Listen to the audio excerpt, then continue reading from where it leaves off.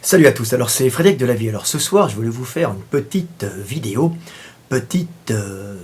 car je suis heureux de voir que tout ce que j'avais prévu et prophétisé est en train d'arriver grâce à cette révolution jaune, cette révolution des gilets jaunes qui, bien que paraissant affaiblie, a en vérité gagné puisqu'on a vu par cette révolution le phénomène du RIC, donc le référendum d'initiative citoyenne, s'imposer dans la pensée des manifestants, dans la pensée des gilets jaunes, mais aussi dans la pensée de tous les Français. Le virus est incubé et on voit même maintenant que nos politiques et notre gouvernement est en train d'essayer de se pencher sur cette question du référendum d'initiative citoyenne ou référendum d'initiative populaire, pour bien sûr, dans un premier temps, essayer d'être populaire, mais dans un second temps, essayer de juguler, essayer de bloquer ce raz-de-marée démocratique qui risque d'emporter tous les politiques. Alors j'avais prévu tout ça grâce à mon livre prophétique pour ceux qui l'ont déjà, ceux qui l'ont lu, je ne vous force pas à l'acheter, mais au moins allez le feuilleter en librairie, parce qu'il y a des paragraphes entiers qui traitent de la France qui est en train de devenir, si vous voulez, un laboratoire expérimental pour une nouvelle démocratie populaire qui pourra peut-être se diffuser dans le monde entier. Donc je vais vous lire quelques passages de mon livre, et dans mon livre, il y a des passages sur le RIC, sur le référendum d'initiative citoyenne. C'est d'ailleurs un des piliers, puisque mon livre a pour but de devenir un homme libre. C'est l'éveil des consciences, ou comment devenir un homme libre. Le but de ce livre, c'est de prendre conscience de sa situation d'esclave. Oui, car on peut se libérer qu'à partir du moment où on prend conscience des liens qui nous entravent. Donc je vais vous lire quelques passages de ce livre, quelques passages qui concernent un peu l'utilisation des médias que font les puissances pour pouvoir, en fin de compte, nous dominer et nous faire choisir des politiques, des hommes politiques qui feront des lois pour eux et pour ceux qui les ont mis au pouvoir, c'est-à-dire ceux qui possèdent les médias, et non globalement pour le peuple.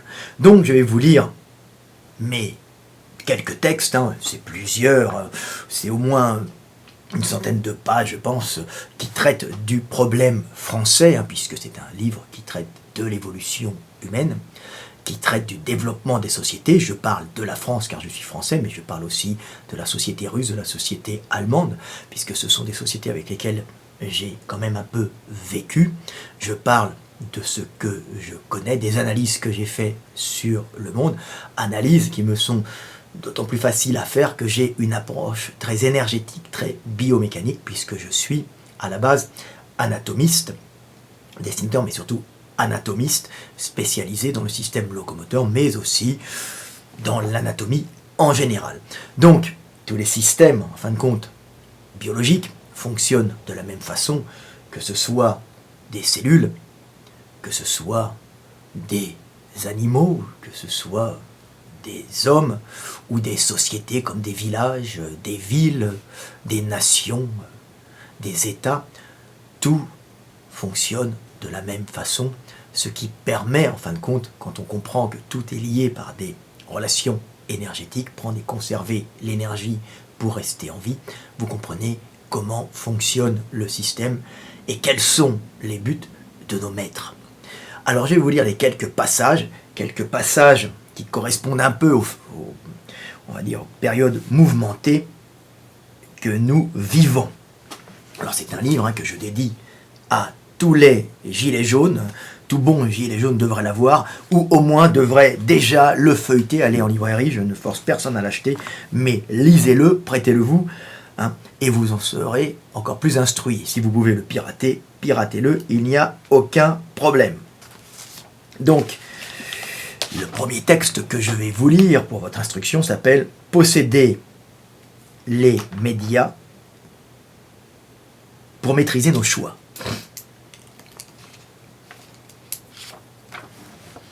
Il est important de comprendre les mécanismes subtils utilisés par les médias aux ordres des oligarchies pour influencer le groupe d'une façon inconsciente dans le choix qu'il fera de ceux qui le gouverneront.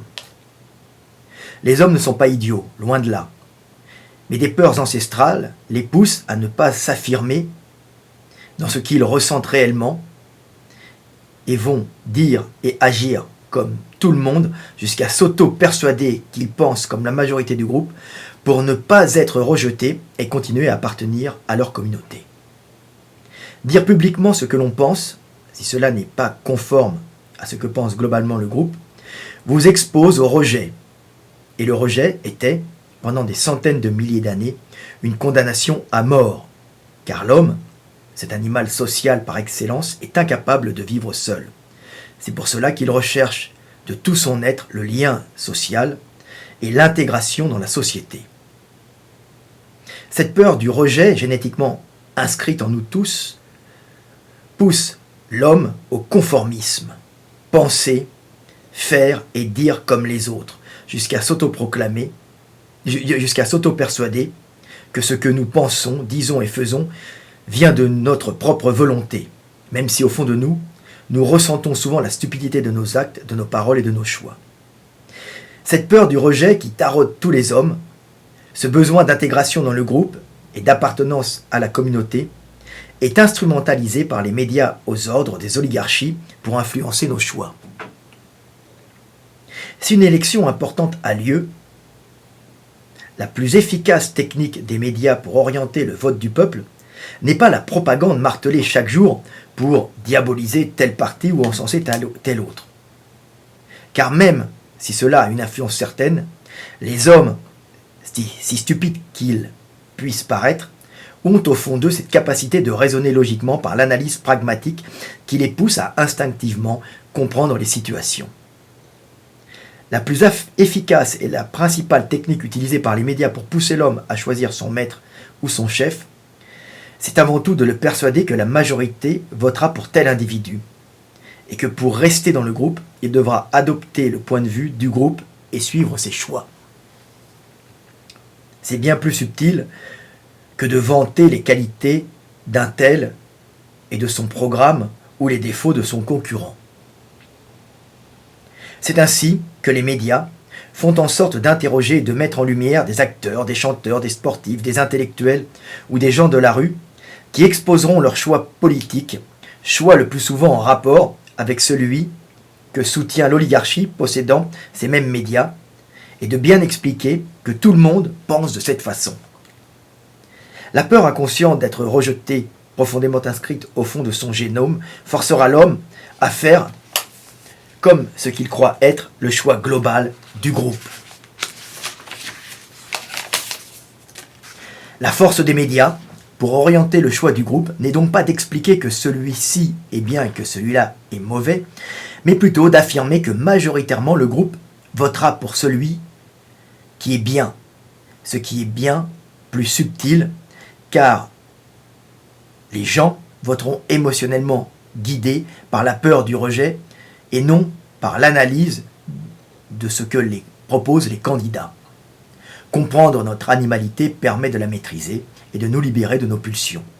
Mais cette même compréhension de notre animalité permet à certains de nous maîtriser pour orienter nos choix et nous dépouiller de notre libre arbitre.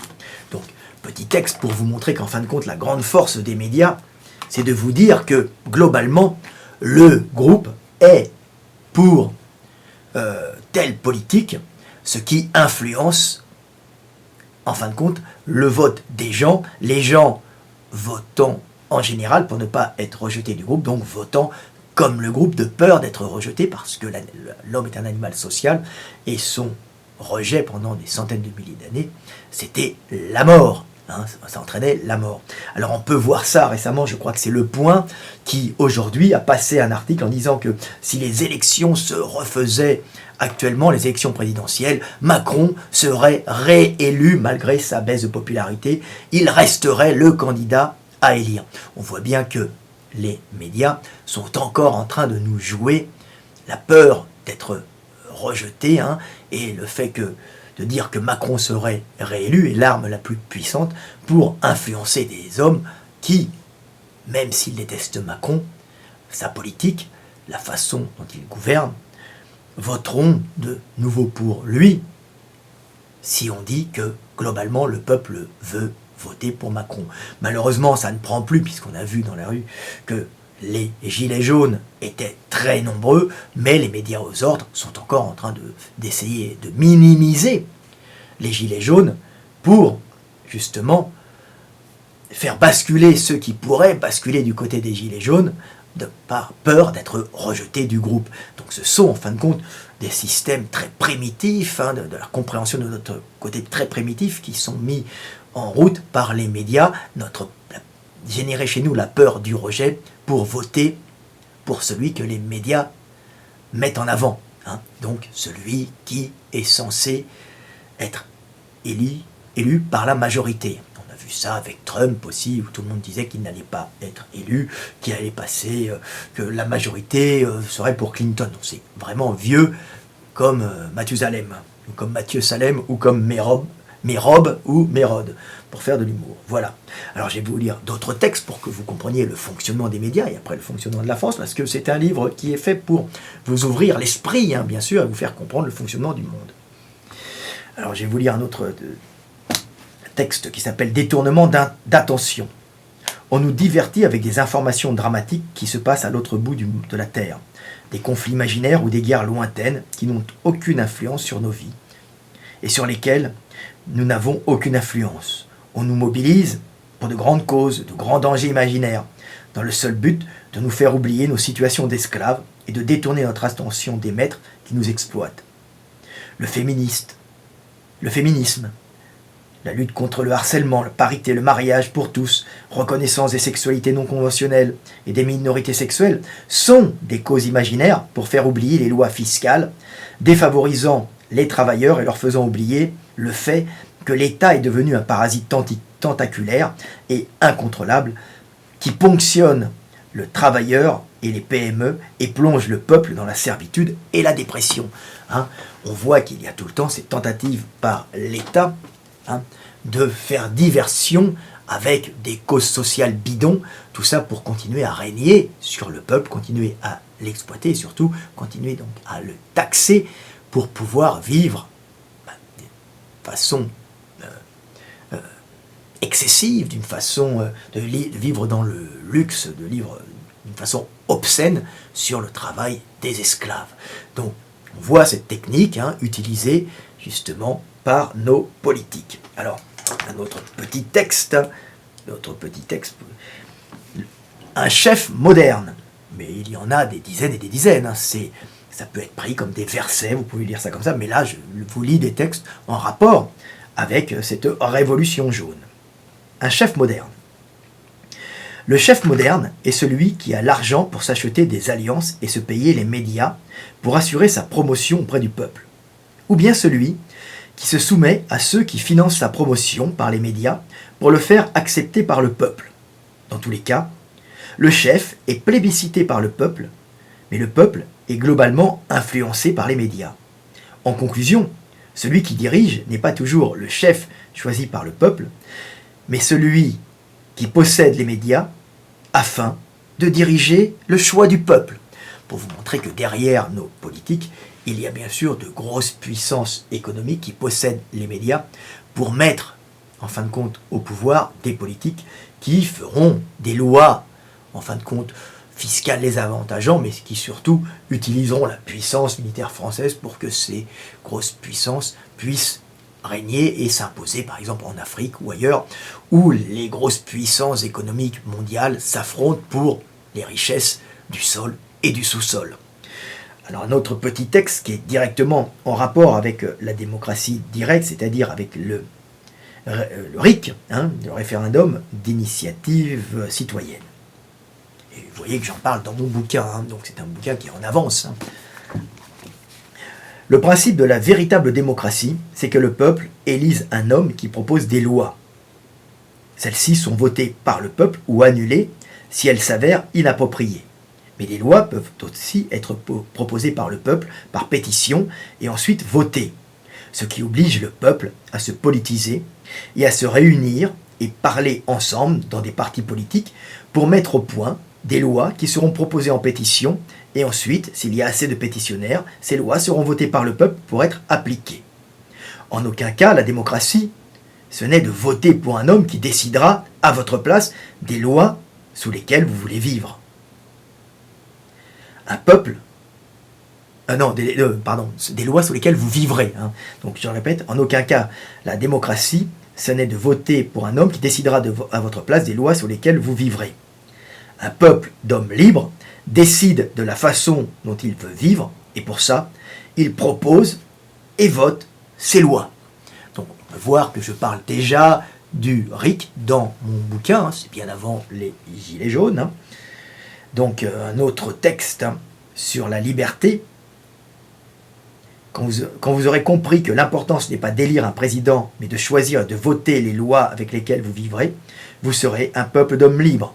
Pour le moment, les Français sont encore des moutons à qui on laisse juste le droit de choisir le berger qui les mènera à la tonte ou à l'abattoir. Vous voyez, mon livre est un livre de petites sentences qui sont en vérité des petites sentences qui annoncent ce qui va se passer, annoncent la logique du monde.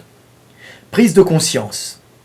Tu ne peux pas t'éveiller si tu ne prends pas conscience de ta médiocrité et de tes faiblesses et de ta situation d'esclave. C'est à partir de la prise de conscience que tu peux enfin briser tes chaînes, combattre, vaincre ou mourir. Le plus grand combat est en toi, c'est l'acceptation de ce que tu es pour enfin pouvoir consciemment changer pour devenir ce que tu désires être. C'est-à-dire, nous désirons tous devenir des hommes libres, nous désirons devenir une nation libre, et ça passe par le vote des lois par le peuple. Et c'est dans mon bouquin, je vous l'explique. Alors, notre petit texte, changer la France passe par se changer soi-même. Il faut instaurer en France une véritable méritocratie, où les postes soient donnés aux plus compétents et non aux fils d'eux.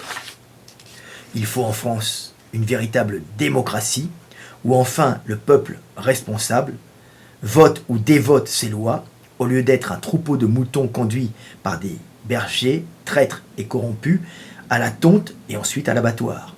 Il faut apprendre à aimer Dieu en l'homme, et non à vénérer comme une idole rassurante un Dieu extérieur, ou bien, par la négation du divin, s'enfermer dans l'adoration de la matière.